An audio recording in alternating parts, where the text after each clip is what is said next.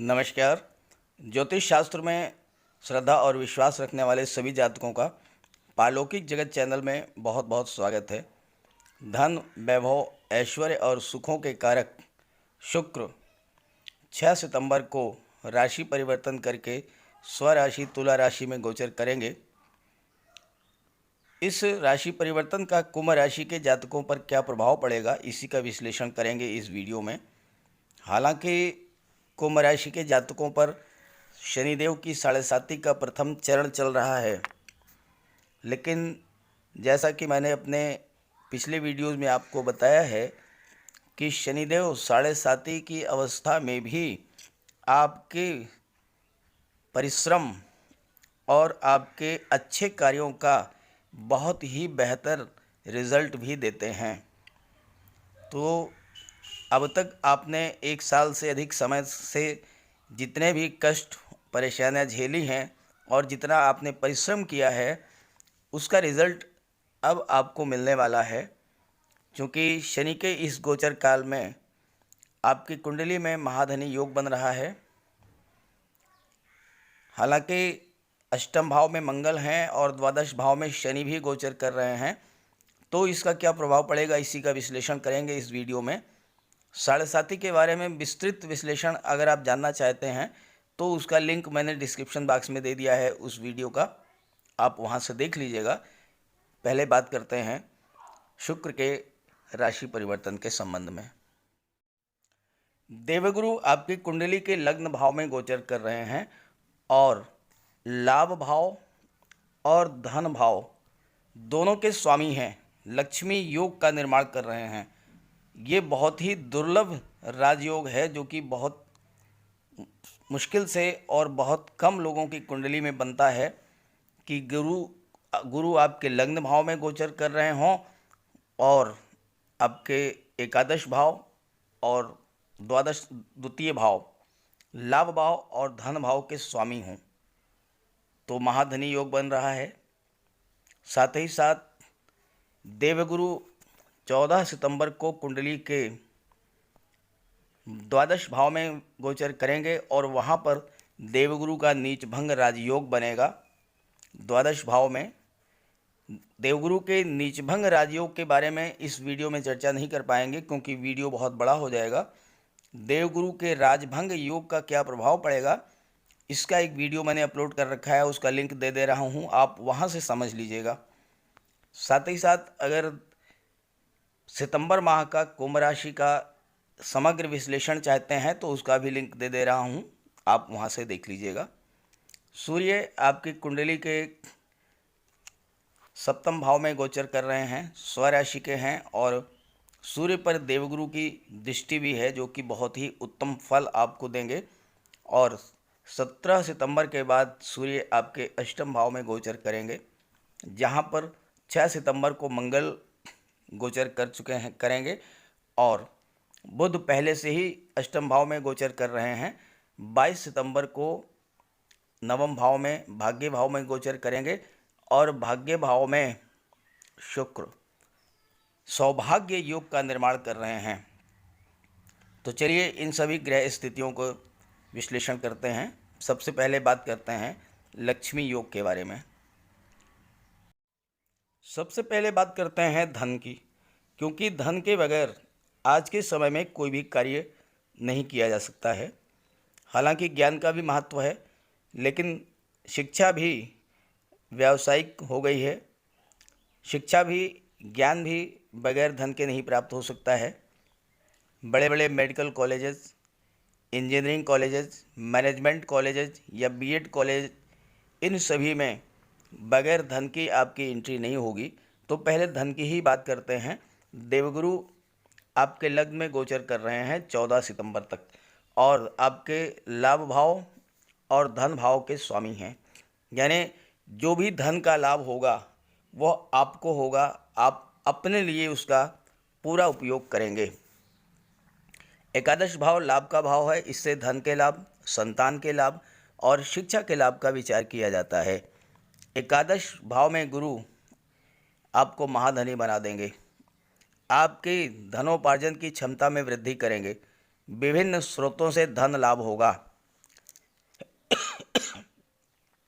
समाज के प्रतिष्ठित व्यक्तियों, धनवान व्यक्तियों से आपके संबंध मजबूत होंगे।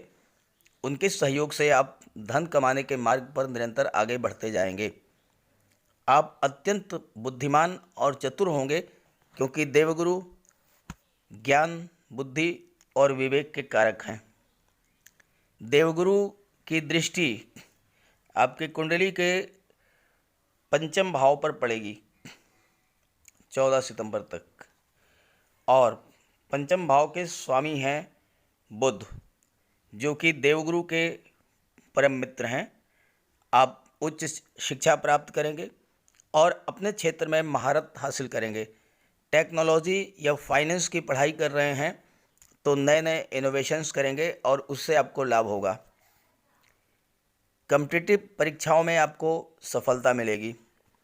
अगर विवाहित हैं तो संतान प्राप्ति के योग बन रहे हैं, और इस गोचर काल में अगर आपको संतान की प्राप्ति होती है तो वह विलक्षण प्रतिभा की धनी होगी संतान, और उसी के साथ आपका भी भाग्योदय होगा, आपके परिवार का भाग्योदय होगा। और अगर इस गोचर काल में विवाह होता है तो पत्नी उच्च शिक्षिता होंगी, अर्निंग मेंबर होंगी, धनाढ्य ससुराल होगी और रहन सहन वैभवपूर्ण होगा। देवगुरु आपके ज्ञान, बुद्धि और कौशल में वृद्धि करेंगे, जिससे आप अधिक से अधिक धन प्राप्त करेंगे। साथ ही साथ आपकी इंट्यूशन पावर को भी बढ़ा देंगे। भविष्य में क्या होने वाला है आपको इसका आभास होगा पहले से ही, और उसी के अनुसार आप प्लानिंग करेंगे और उसका लाभ करें होंगे। चूँकि देवगुरु आपके लग्न भाव में गोचर कर रहे हैं, आपका व्यक्तित्व अत्यंत भव्य होगा, ज्ञानमयी वाणी होगी, और अपने बुद्धि कौशल से आप दूसरों को प्रभावित करेंगे और अपना कार्य सिद्ध करेंगे। 14 सितंबर को देवगुरु द्वादश भाव में गोचर कर जाएंगे और यहाँ पर नीच भंग राजयोग का निर्माण करेंगे। आइए इसकी बात कर लेते हैं। कुंडली के द्वादश भाव से खर्चों का विचार किया जाता है, विदेश का विचार किया जाता है, विदेश से धन लाभ का विचार किया जाता है, और साथ ही साथ द्वादश भाव अस्पताल, जेल और न्यायपालिका का भी है। देवगुरु द्वादश भाव में नीचभंग राजयोग का निर्माण करेंगे। देवगुरु मकर राशि में नीच के हो जाते हैं। शनिदेव स्वराशि में है, मकर राशि में ही है। ज्योतिष शास्त्र का सूत्र है कि अगर कोई ग्रह नीच की स्थिति में हो तो वह जिस राशि में नीच की स्थिति में होता है, उस राशि का स्वामी अगर उसी राशि में गोचर करे तो उसका नीचभंग हो जाएगा। तो देवगुरु मकर राशि में नीच के होंगे, लेकिन शनिदेव मकर राशि में ही गोचर कर रहे हैं, इसलिए स्वराशि के हैं वो, तो देवगुरु का नीच भंग होगा, नीच भंग राजयोग हो बनेगा। और द्वादश भाव में राजयोग का बनना बहुत बड़ी घटना है। द्वादश भाव विदेश का है, तो द्वादश भाव में राजयोग बनने से आपके विदेश जाने के मार्ग प्रशस्त होंगे। विदेश से आपको धन का लाभ होगा। विदेश से आप एक्सपोर्ट इंपोर्ट का बिजनेस करते हैं तो उसमें भी आपको लाभ होगा। साथ ही साथ द्वादश भाव आपको विदेश में उच्च शिक्षा और विदेश में सेटल होने में भी हेल्प करेगा। यहाँ विदेश से तात्पर्य केवल ऐसा नहीं है कि आप भारत छोड़ करके अमेरिका, ब्रिटेन, ऑस्ट्रेलिया, कनाडा में जा कर के बसें। विदेश का मतलब ये भी है कि अगर आप यूपी में हैं, आप बॉम्बे, दिल्ली, कोलकाता या चेन्नई कहीं भी बिजनेस या जॉब के सिलसिले में जाते हैं तो उसको भी विदेश ही माना जाएगा। तो विदेश से आपको पर्याप्त मात्रा में धन लाभ होगा।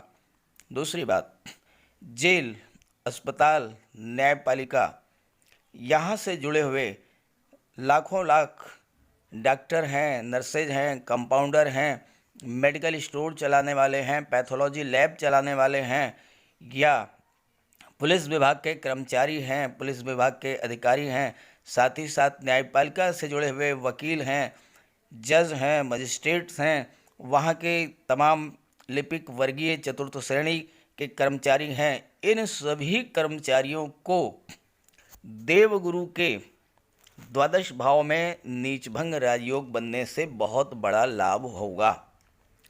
एक बहुत नेगेटिव धारणा है कि द्वादश भाव में किसी भी ग्रह के होने से, गोचर से आपको जेल जाना पड़ेगा, आपको अस्पताल जाना पड़ेगा या आपको दंड मिलेगा। क्यों मिलेगा?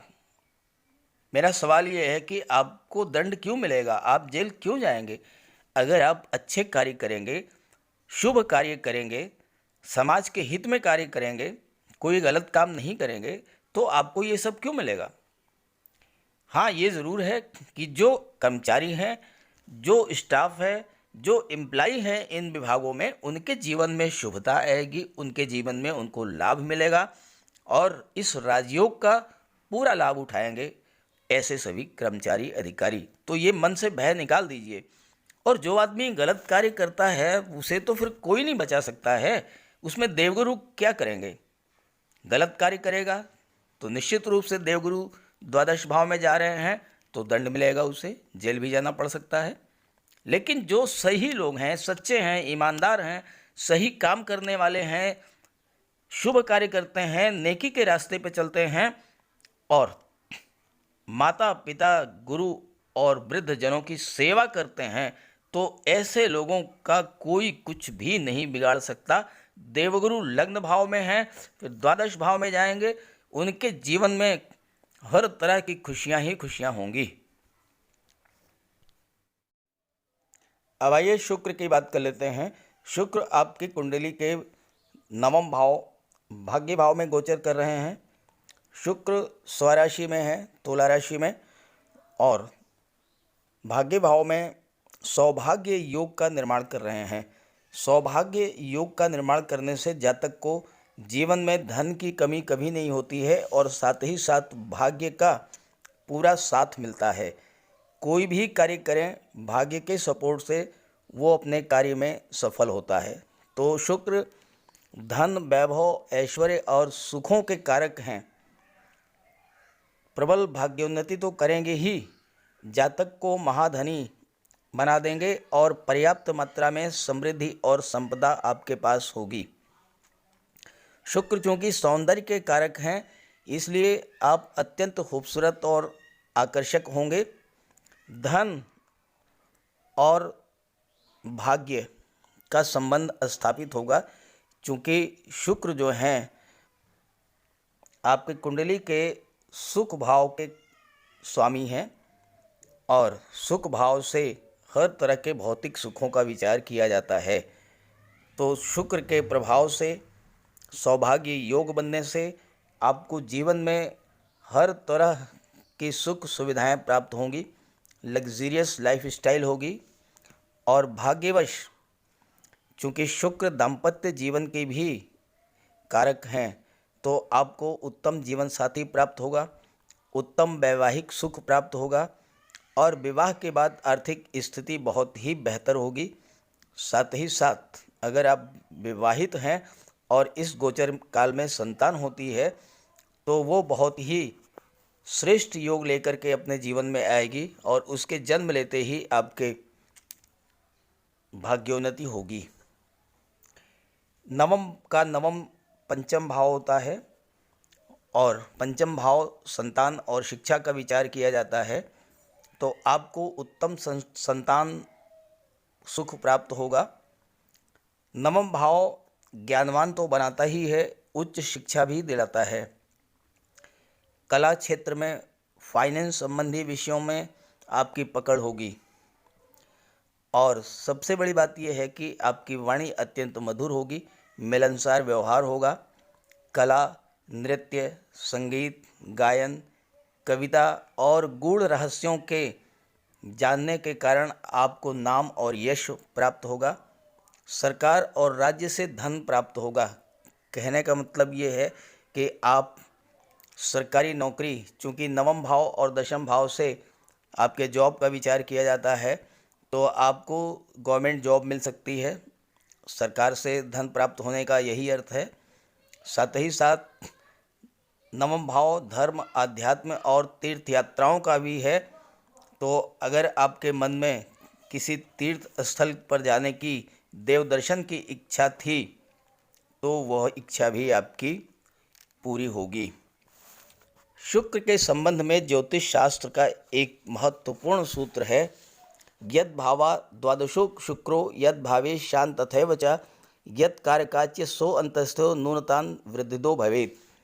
अर्थात जिस भाव से 12वें पर शुक्र हों, अब आपके यहाँ कर्म भाव से 12वें पर शुक्र हैं, 1 2 3 4 5 6 7 8 9 10 11 12, कर्म भाव से 12वें पर शुक्र हैं, तो जिस भाव से 12वें पर शुक्र होते हैं उस भाव का स्वामी या उस भाव में मौजूद ग्रह कमज़ोर स्थिति में हो तो भी शुक्र उस भाव के प्रभाव को बढ़ा देते हैं। सीधी सी बात कि शुक्र आपकी कुंडली के कर्म भाव को भी प्रभावित करेंगे। दशम भाव से जॉब या प्रोफेशन का विचार किया जाता है, और चूंकि शुक्र कर्म भाव को प्रभावित करेंगे तो मॉडलिंग, ब्यूटी पार्लर या इंटीरियर डिज़ाइनिंग या फैशन डिज़ाइनिंग या गारमेंट्स के क्षेत्र में आप जा सकते हैं और उस क्षेत्र में आपको सफलता मिलेगी। आप जेम्स, ज्वेलरी, ऑर्नामेंट्स, आभूषण, कॉस्मेटिक्स या महिलाओं के श्रृंगार प्रसाधन के जो साधन हैं उनके व्यापार व्यवसाय से आपको धन का लाभ होगा। रियल एस्टेट, फिल्म इंडस्ट्री या मनोरंजन के क्षेत्र में भी आपको सफलता प्राप्त होगी। दशम भाव का शुक्र आपको धनवान तो बनाता ही है, आप मनी माइंडेड होते हैं, ज़्यादा से ज़्यादा धन कमाने के पीछे दीवाने हो सकते हैं, जिसके कारण आप एक कुशल बिजनेसमैन भी होंगे। मार्केटिंग और बिजनेस के क्षेत्र में नाम और यश कमाएंगे और साथ ही साथ प्रचुर मात्रा में धन भी प्राप्त करेंगे। अपने परिश्रम, कार्य और मेहनत से संसार के सभी सुख प्राप्त करेंगे, क्योंकि दशम भाव के शुक्र की सीधी दृष्टि आपके सुख भाव पर पड़ रही है और शुक्र सुख भाव के स्वामी भी हैं। चतुर्थ भाव से माता का, दशम भाव से पिता के विचार किया जाता है, तो आपको माता पिता का आशीर्वाद ही प्राप्त होगा और ज़्यादा संभावना है कि पिता के सहयोग से ही आपको नाम, धन और शोहरत प्राप्त हो। अब आइए बात करते हैं अष्टम भाव में मंगल के बारे में। मंगल 6 सितंबर को आपकी कुंडली के अष्टम भाव में गोचर करेंगे। अष्टम भाव के बारे में बहुत सी नेगेटिव बातें की जाती हैं, क्योंकि अष्टम भाव मृत्यु, गंभीर बीमारी, बैड हैबिट्स और आकस्मिकता का कारक है। अष्टम भाव आकस्मिक धन लाभ और ससुराल पक्ष का भी कारक है। अष्टम भाव से ज्योतिष और गूढ़ रहस्यों का ज्ञान किया जाता है, साथ ही साथ अष्टम भाव से सेक्सुअल एक्टिविटीज़ और यौन रोगों का भी विचार किया जाता है। तो प्रश्न ये है कि क्या हमेशा नेगेटिव फल ही देगा अष्टम भाव? ऐसा नहीं है। अष्टम भाव अगर एक्टिव ना हो तो बड़े डॉक्टर, सर्जन, वैज्ञानिक, रिसर्च स्कॉलर नहीं बन सकते हैं। अष्टम भाव में मंगल आपको स्ट्रॉन्ग करेंगे, मजबूत बनाएंगे। मंगल पराक्रम, साहस, जोश और ऊर्जा के कारक हैं। अष्टम भाव में मंगल आपको मजबूत तो बनाएंगे ही, साथ ही साथ अगर आप चिकित्सा के क्षेत्र से जुड़े हुए हैं, आप डॉक्टर हैं, नर्स हैं, कंपाउंडर हैं, पैरा मेडिकल स्टाफ में आप आते हैं, आपका कोई नर्सिंग होम है, क्लिनिक है, आपका मेडिकल स्टोर है, आप किसी फार्मास्यूटिकल कंपनी से जुड़े हुए हैं, तो अष्टम भाव का मंगल आपके जीवन में बहुत बड़ा परिवर्तन ला देंगे, आपको महाधनी बना देंगे। देवगुरु की दृष्टि भी आपकी कुंडली के अष्टम भाव पर पड़ रही है और देवगुरु की दृष्टि अष्टम भाव की शुभता में वृद्धि करेगी। मल्टी सोर्स इनकम आपकी होगी, साथ ही साथ ससुराल पक्ष से भी आपको बहुत बड़ा लाभ होगा। हालांकि मंगल आपको संघर्ष तो कराएंगे, साथ ही साथ मंगल चूंकि दुर्घटनाओं के भी कारक हैं, तो आपको इस गोचर काल में सावधानी भी रखनी है। वाहन चलाते समय बहुत ही विशेष ध्यान रखना है। लापरवाही नहीं करनी है, क्योंकि मंगल अष्टम भाव में अशुभ फल अगर देंगे तो दुर्घटनाओं के रूप में ही देंगे, इसलिए आपको विशेष सावधानी रखनी होगी। देवगुरु की दृष्टि पड़ रही है, तो वो जातक जो कि चूँकि अष्टम भाव जमीन से नीचे के पदार्थों का भी है, तो वो जातक जो कि metal, medicines, chemical products, petrol, diesel, gas, mines और मिनरल के कार्य से जुड़े हुए हैं, प्रोडक्शन करते हैं, विक्रय करते हैं, ट्रांसपोर्टेशन करते हैं, आपका कोई ट्रांसपोर्ट का कार्य है, उसमें बहुत लाभ होगा। पुरातत्व, रिसर्च, ज्योतिष अनुसंधान और रक्षा अनुसंधान में जो जातक लगे हुए हैं, उनके कार्य में उन्हें बहुत बड़ी सफलता मिलेगी। Automobiles, transport, scrap, manufacturing sector, land and building material, construction work, इन सभी से जुड़े हुए जातकों को अष्टम भाव में गोचर कर रहे मंगल और देवगुरु की दृष्टि से बहुत बड़ा लाभ होगा। अब आइए बात कर लेते हैं आपके कमेंट्स के बारे में। उसके पहले मैं आपको ये ज़रूर बता दूं कि बुध 22 सितंबर को आपकी कुंडली के नवम भाव में जाएंगे और लक्ष्मी नारायण योग का निर्माण करेंगे शुक्र के साथ, और वह भी भाग्य भाव में। तो लक्ष्मी की कोई कमी नहीं होगी, लक्ष्मी आपके घर में स्थायी रूप से टिक करके रहेंगी। और सूर्य 17 सितंबर को अष्टम भाव में गोचर करेंगे, तो अष्टम भाव के जो अशुभ परिणाम हैं उन्हें भी कम करेंगे।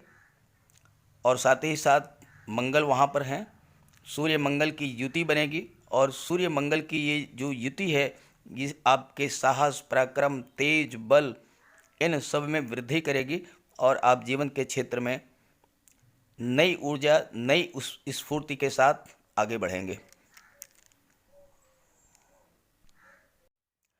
मेरे पिछले वीडियोस पर कई कमेंट्स इस तरह के आए हैं जो बिल्कुल नेगेटिव फीलिंग्स से भरे हुए हैं। ऐसे कमेंट्स हैं कि आप बहुत कुछ बता रहे हैं, लेकिन ऐसा कुछ जीवन में नहीं हो रहा है। तो मैं आपको बता दूं कि अगर आपकी कुंडली में, जन्म कुंडली में जिन ग्रहों के बारे में बात की जा रही है, उन ग्रहों की दशा, महादशा, अंतर्दशा चल रही हो, तभी उतना लाभ आपको प्राप्त होगा जो मैं बता रहा हूँ। हालांकि लाभ होगा, लेकिन उतना नहीं होगा। लेकिन अगर आपकी जन्म कुंडली में गुरु की या सूर्य की या शुक्र की या बुध की दशा, महादशा चल रही हो, तो बहुत ही बेहतर रिजल्ट्स आपको मिलेंगे सितंबर के महीने में। तो इसलिए मन में नेगेटिव फीलिंग्स मत रखिए, लाभ होगा। दूसरी बात, एक बहुत अच्छा कमेंट भी आया है कि आपके वीडियो को देखने के बाद ऐसा लगता है जैसे कि पूरी दुनिया अपनी ही हो गई है।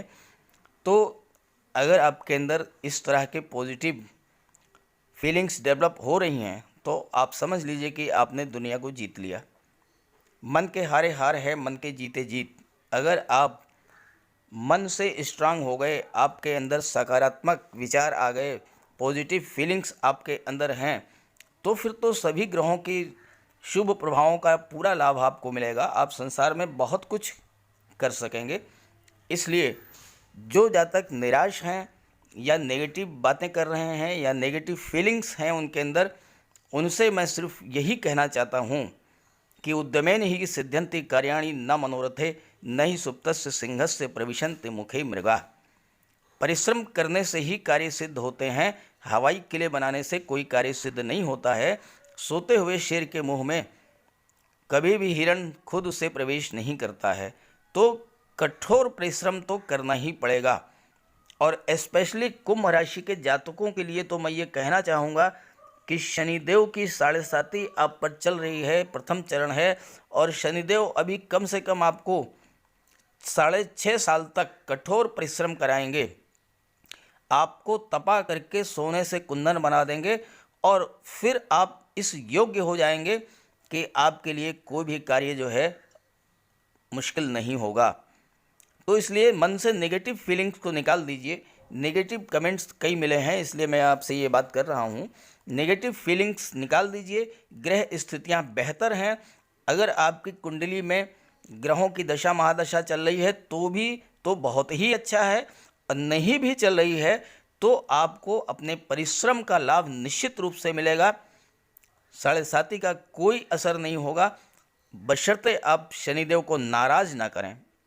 ये आप समझ लें कि शनिदेव नाराज कैसे होते हैं।